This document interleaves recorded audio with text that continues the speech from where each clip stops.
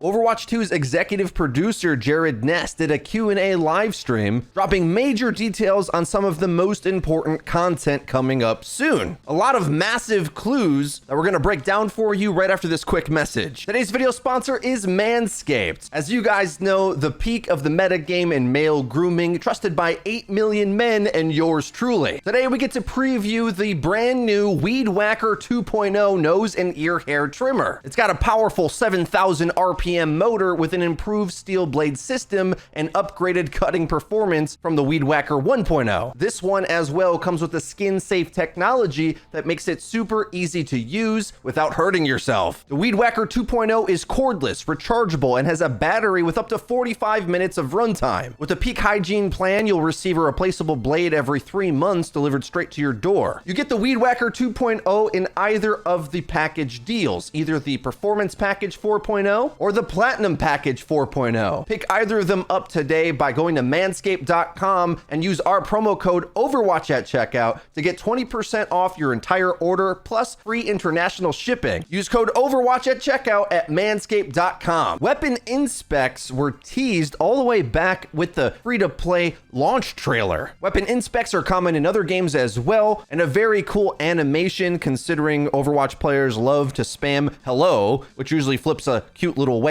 Those will be very popular when they do come out. However, it's quite a ways away, season 6. But that so far, I'm not holding my breath, though I do think it was a bit lame for them to include it in the free-to-play trailer, and then they don't actually get added until like a year later. But early access game, work in progress, all that. When asked about charity skins, and specifically the community is always wondering when the Pink Mercy skin will become available again, it was a limited runtime event with proceeds going to the BCRF. But unlike many other legendary skins, it comes with its own sound effects, making it highly coveted. Jared Neuss says there will be news on charity skins soon. So I'd guess that might mean the return of Pink Mercy, but also new skins that maybe are also partnered with BCRF or other foundations. I'd like to see another support hero get like Doctors Without Borders or something. Okay, the next two are massive clues on the most important Overwatch 2 content. Jared Neuss says the next two support heroes are cute,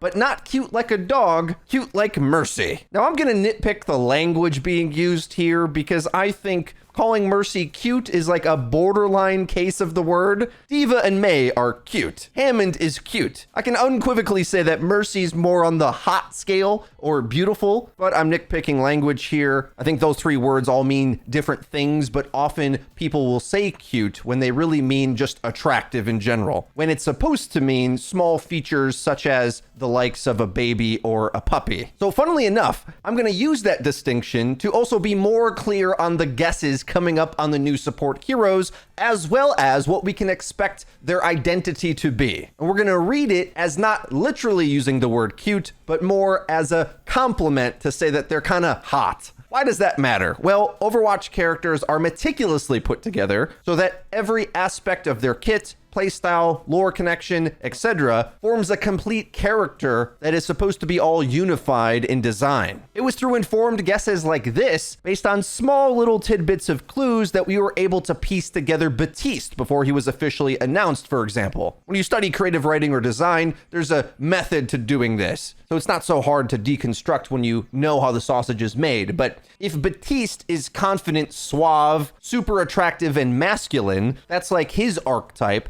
Mercy, to the extent that she's cute, is more coy, playful, but also confident, capable, intelligent. They kind of mirror each other in that way, where one's more feminine, one's more masculine, but they also share being confident and attractive. Remember as well, at the launch of Overwatch 2, with Kiriko being added as this super skill shot, kunai wielding support, Jeff Goodman went in an interview saying that they want to make more Mercy-style support heroes, which is to say more supportive in their gameplay as opposed to aggressive, shooter-based headshots, etc. I think it's a really easy guess to say one of the two upcoming support heroes will fit that and be exactly the character he was talking about. And if this one is cute like Mercy, well, it might not be an accident that Jared Neuss made a comparison, since they've been talking about that comparison for a while. Also remember, Aaron Keller stated that the new support hero will give a mechanic that players have been waiting for a long time and a new way to interact with your team. Okay, so all of that fits together a profile of this upcoming support. They're quote unquote cute. I'm going to translate that to be hot, but maybe not in an aggressive, over the top way, like Batiste, but more like Mercy. The kind you take home to mom, okay? Classy, let's say, maybe. But the gameplay will be more focused on supportive utility with a new mechanic. So that's kind of rare for Overwatch, because those are tricky to make, but it's a new interaction entirely. So it won't be a speed boost. It won't be healing or damage focused, though we already know that supports will always have some healing in their kit. We have quite a few immortality or now even a cleanse style ability. We got faster cooldowns and attack speed in Kitsune Rush. The design space is kind of running out for what a new mechanic could be. My best guess is something either protection or movement based, as I feel we have a lot of ways to amp up your damage. And while it definitely won't be speed again, something movement related makes sense because there's the fewest overlap there. Like back in the day, we used to guess which role we would get based on what's lacking the most. Now, granted, they never actually followed that rule, but we do know that they're willing to at least overlap some mechanics as long as it's a good mix. So for me, if it's going to be support, I feel not only that's the only place they can go, but it's kind of the only way they can make the game interesting. Like they're not going to make another Moira-based character that is kind of just a vague support, I think. I think that's not the Overwatch 2 design, right? Overwatch 2 is about big impact abilities and feeling empowered, clutch plays, pop-off moments. In my guess, the new support hero is like another Mercy version of that. And seeing as they just reworked Mercy to be more of a triage healer in the clutch and have all this time this year been working towards making support feel impactful without needing to land headshots, I think this new support hero is all those things, but a new variant of that. The new character comes out in the next season, which means we should be hearing about the new hero any minute now, really. And next, a major drop about PvE, the moment you've all been waiting for. Jared Neuss says they're putting together plans to announce the PvE soon, and not Blizzard soon, but Jared soon. Okay, that sounds a bit of a knock on old Blizzard, because the old Blizzard always announced everything to be Blizzard soon, which is to say when it's done, whenever we feel like it, basically. We're not going to be pressured into having a strict release cadence. Well, Jared Neuss is like the antithesis of that, brought in there to try to make the streamline of content continue to come to keep up with the modern demands of gaming. Now, to translate again, if we're using soon to be the real normal version of soon, that means days or weeks. They will announce PvE. And I actually think it'll be an announcement of an announcement. There's way too many questions and details that we need to know, so I bet they're going to plan to do a sort of preview live stream type deal again. Remember they did that hour-long, well-produced video when introducing all the new stuff about Overwatch 2, at least the PvP portion? I bet we're due for another big one like that to lay out all the information, or something equivalent to that. The criticisms of the last ones was that it was overly scripted and overproduced, I suppose, but at the same time, they're trying to make an impression on new players and more of a mainstream player base. The entire gaming world is going to be covering the information on this PvE release, as it's kind of the moment everyone's been waiting for. So I think they're going to polish that part of it up, and maybe the subsequent communication will be more off the cuff like they've been doing recently. We already know that the PvE will be released episodically, but we don't know very important details like the business model, how much gameplay to expect with each drop. This was a subject that I discussed with some of the top minds in the Overwatch community on a State of Overwatch 2 podcast with Siegel, Flats, and Avril. And I think everyone agrees that they need to make a big splash at the beginning. They know that. They need this first impression of the real game, let's say, to be good, to build trust later as they keep adding onto it.